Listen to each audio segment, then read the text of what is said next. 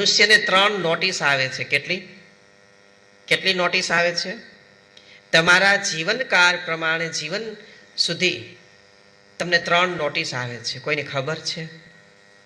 એના 3 નોટિસ સાંભળો. આ પહેલી બીજી નોટિસ તો બધાને આવી જ ગઈ હશે, આમાં બેઠા છે એને. મનુષ્યને 3 નોટિસ મળે છે. 3 મેડિકલની નોટિસ મળે છે. કેટલી? 3 મેડિકલની નોટિસ મળે છે. સાંભળો. પ્રથમ નોટિસ કઈ? માણસ છે જો પોતાની ઊંઘ, ખાનપાન, રાઈટ, આચાર વિચાર, કર્મ, નોકરી ધંધો બિઝનેસ, આ તે કંઈ હોય, ખાનપાન, રહેણી કેણી, ઊંઘ, એને ટાઈમે ખાય નહીં, ટાઈમે પીવે નહીં, રાઈટ, ટાઈમે ઉઠે નહીં, તો આ જે દિનચર્યા બધી અનબેલેન્સ કરે ને, આમાં ઘણા બધા ભાઈઓ બહેનો હશે, એના ઘણા બધા લોકો 2 વાગે સૂતા હશે, 3 વાગે સૂતા, મારા સિવાય. હે ને? તો મોસ્ટ ઓફ મારા ખ્યાલ પર 12 પછી ઘણા બધા લોકો સૂતા હશે. એના 2, હા, મહિનામાં એકાદી વાર હોય તો ઓકે વાત છે. એને સતત સંસારી લોકો જો 2-3 વાગે સૂવે, નિંદ્રા એની ડિસ્ટર્બ કરે, તો જરૂરથી ડાયાબિટીસ, એન્ઝાઇટીસ, માનસિક રોગ, ક્રોધ, ડિપ્રેશન આવવાની પૂરેપૂરી શક્યતા છે. તો આમ તો 10 વાગે, વધીને 10 વાગે બધાએ સૂઈ જવું જોઈએ. એના હકીકતનો નિયમ જોઈએ ને, તો સૂર્યાસ્ત થાય એટલે જમવાનું મૂકી દેવું પડે. હકીકતે પ્રાણ અને પ્રકૃતિનો નિયમ જોઈએ તો સૂર્યાસ્ત થાય એટલે જમવાનું પીવાનું બધું મૂકી દેવાનું. ઓકે, વધીને 7:30 થી 8 ની વચ્ચે સૂઈ જવાનું હોય અને સવારે 4 વાગે જાગવાનું હોય. અત્યારે ઘણા તો 12 વાગે તો નાય, 12 વાગે તો 1 વાગે 2 વાગે તો એનિમલ લે. અત્યારે તમારી યુવાની છે, સશક્ત માંસપેશી, મસલ્સ પાવર છે, એટલે તમને ઇટ્સ ઓકે, વાંધો નહીં. ઓકે, અને તમને નોટિસ જ્યારે મળશે ને ત્યારે તમને ખબર પડશે. બધા બોલો છી ઊંઘ, બોલો બધા. ઊંઘ, ખોરાક, હવા, પાણી, રહેણી કરણી, આ બધું ડિસ્ટર્બ થાય તો પહેલી નોટિસ કઈ મળે? સાંભળો. એ પહેલી નોટિસ એ મળે આપણને, ગેસ, પિત્ત. પિત્ત એટલે ઇંગ્લિશમાં આપણે એસિડિટી કે ગેસ, પિત્ત, એસિડિટી, પેટ ફૂલવું, ગેસ્ટ્રો, અપચો, રાઈટ. ત્યારબાદ માથાનો દુખાવો, શરીરમાં ખુજલી આવી, શરીરમાં ઝટકા આવવા, કોઢ, ધાધર, ખરચવું, કોઈ સફેદ ડાઘ, કરોળિયા, આ બધી પહેલી નોટિસ છે. જો આ પહેલી નોટિસ મળી અને તમે તમારી ઊંઘ સુધારી નહીં કે ખોરાક નહીં સુધાર્યો તો બીજી નોટિસ મળશે તમને. એટલે પહેલી નોટિસમાં બોલો જી બધા, ગેસ, કબજિયાત, હરસ, મસા, રાઈટ. ત્યારબાદ ડિપ્રેશન, રાઈટ. આ બધી વસ્તુ જે છે પહેલી નોટિસમાં આવે. શું આવે? શરીરમાં ખુજલી આવે, વાઢિયા પડે, રાઈટ.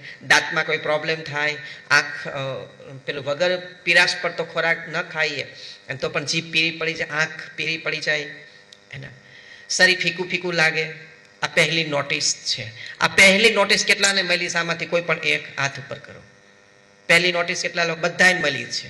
બધાય પાસે કંઈક ને કંઈક પ્રોબ્લેમ છે. આ પહેલી નોટિસ મળી છે. હવે આ પહેલી તમને નોટિસ ઓલરેડી મળી ગઈ છે. જો આ પહેલી નોટિસ તમે નહીં સુધારો, રાઈટ, તો બીજી નોટિસ મળશે. બીજી કઈ નોટિસ મળશે? એટલે 5 વર્ષ સુધી, 5-6 વર્ષ સુધી તમને આ પ્રોબ્લેમ રહેશે. કયા? ગેસ, હરસ, મસા, ગેસ, કબજિયાત, એન્ઝાઇટીસ, એના અપચો, શરીરમાં ખુજલી આવે, એના કોઈ ધાધર, સ્કિન ડિઝીઝ કોઈ પણ, રાઈટ. તો આ પહેલી નોટિસ છે. ઓકે, આ પહેલી નોટિસ 7, 8, 10 વર્ષ સુધી ચાલે. કેટલા વર્ષ સુધી? હવે તમે આ 7, 8, 10 વર્ષની અંદર જો ક્યારેય પણ સુધાર્યું નહીં, તમારી ઊંઘ અને ખોરાક કે રહેણી કરણી નહીં સુધારી, તો બીજી નોટિસ આવશે. એ બીજી નોટિસ કઈ?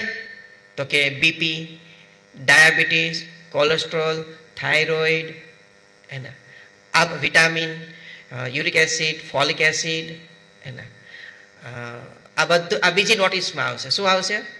આ બીજી નોટિસ. આ બીજી નોટિસ પણ 7, 8, 10 વર્ષ સુધી ચાલે. કેટલા વર્ષ સુધી ચાલશે? 7 થી 10 વર્ષ સુધી આ બીજી નોટિસ ચાલશે. જો આ 10 વર્ષની અંદર આ સુધારી ન લીધું ખાનપાન, તો પછી છેલ્લે ત્રીજી નોટિસ આવશે.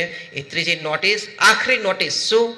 એ કઈ નોટિસ? તો કે 2 kidney fail, 1 kidney fail, creatine વધવું, રાઈટ, કેન્સર, રાઈટ, મગજમાં કોઈ વેન બ્લાસ્ટ થવી, હૃદયમાં કોઈ વેન બ્લોક થવી, રાઈટ, આંતરડામાં કોઈ પ્રોબ્લેમ થવા, રાઈટ, પેટમાં કોઈ પ્રોબ્લેમ થવા, ગર્ભાશયની અંદર કોઈ પ્રોબ્લેમ થવા, ગાંઠ, આ તે, રાઈટ, પેલા હાડકા સુકાય, હાડકા ઘસાય. આ ત્રીજી નોટિસ. આ ત્રીજી નોટિસમાં જે કોઈ ન માને એનું કામ પૂરું થયું, પૂરું, એ ગયો. જેવું શરીર કુદરત પરમાત્માએ આપણને આપ્યું છે એવું ને એવું શરીર પાછું કુદરત પરમાત્માને રિટર્ન કરવાનું છે. એટલે શરીરની સશક્ત બોડી રાખવું જોઈએ. ઘણા લોકો રૂઆબ માટે, દેખાડવા માટે, એક્શન ફેશન મારવા માટે શરીર મસ્ત રાખતા હોય છે. ગામને દેખાડવા માટે આપણે શરીર મસ્ત નથી રાખવાનું. આપણે હેપી રહી શકીએ, આપણો નિજ આનંદ લઈ શકીએ એ માટે આપણે આવી બધી પ્રવૃત્તિઓ, યોગિક પ્રવૃત્તિઓ, આધ્યાત્મિક પ્રવૃત્તિઓ સાધકોએ કરવી જોઈએ. આ 3 નોટિસ છે. તમે પહેલી વાર આજે આ 3 નોટિસના નામ સાંભળ્યા, પાક્કું એના, તો તમને ઓલરેડી નોટિસ આવી ગઈ છે. હવે તમારે બધાએ ધ્યાન રાખવાનું છે. જો નહીં રાખો ધ્યાન તો ઉપરથી ભગવાન આવશે તોય તમને સારું કરી શકશે નહીં. ગુરુજી તો શું, ઉપરથી હનુમાન દાદા આવશે તો એ નહીં સારું કરી શકે એના. અને પછી આપણે જ લખણ ખોટા હોય, આપણે જ લખણ ખોટી ના હોઈએ, આપણે જ બધી સિસ્ટમ અપવિત્ર હોય અને આપણે બધી માનતાઓને ટેકો અથવા ગુરુજીને પ્રાર્થના કરી ન મળે તો કે આ ગુરુજી ખોટા છે. બોલો હા કે ના? આ ગુરુજીને કાંઈ નથી આવડતું કે બરાબર. તો આપણી સિસ્ટમ બધી મલિન હોય, ખોટી હોય, તેમાં ડોક્ટર, વેદ, ભગવાન, ગુરુ શું કરી શકે?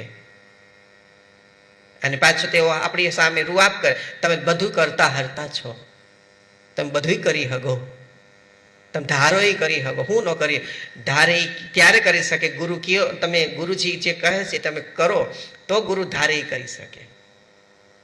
કોઈને કઈ કરવું નથી એને.